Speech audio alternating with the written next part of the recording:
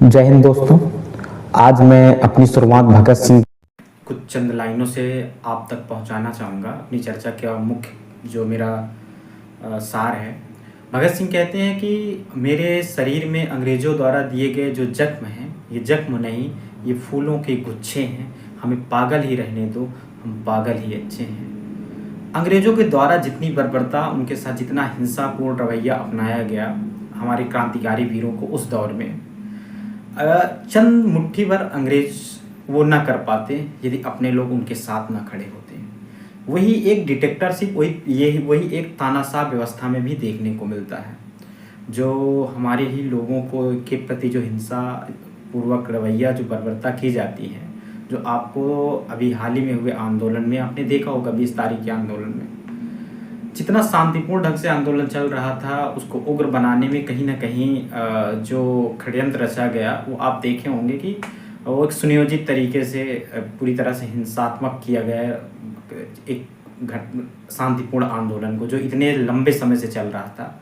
अगर मैं करेक्ट हूँ तो 20 जून से आंदोलन चल रहा था और 20 जुलाई लगभग एक माह बाद एक काल थी, जो सरकार को जाकर वहाँ पर शायद बात करके उसको कम तर किया जा सकता है, इससे बचा जा सकता था, लेकिन वो काम नहीं किया गया।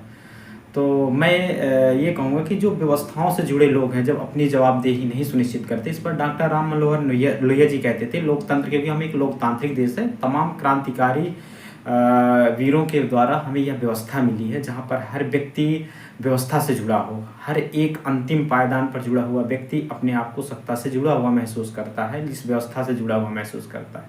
जब आप अपनी महत्वाकांक्षाओं, अति महत्वाकांक्षाओं के कारण आप अपने आप को एक बहुत ही सर्वशक्तिमान दिखाने की कोशिश करते हैं, तो ऐसे आंदोलन का जन्म होता है, जो आपको आपकी अपनी असली पहचान देने के, असली रूप लाने के लिए मजबूर करती हैं। तो ये आंदोलन उन सारी चीज़ों को, स्वास्थ्य लोकतांत्रिक प्रक्रिया का एक हिस्सा थे, जो बाकी के आंदोलन पहले होते रहे हैं।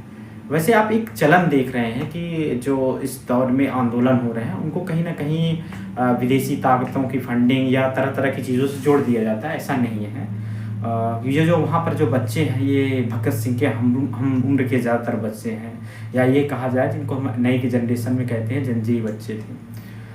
उनके साथ बच्चे ही नहीं, वहाँ पर जितने लड़के शामिल हुए उतनी ही भागीदारी लड़कियों की थी।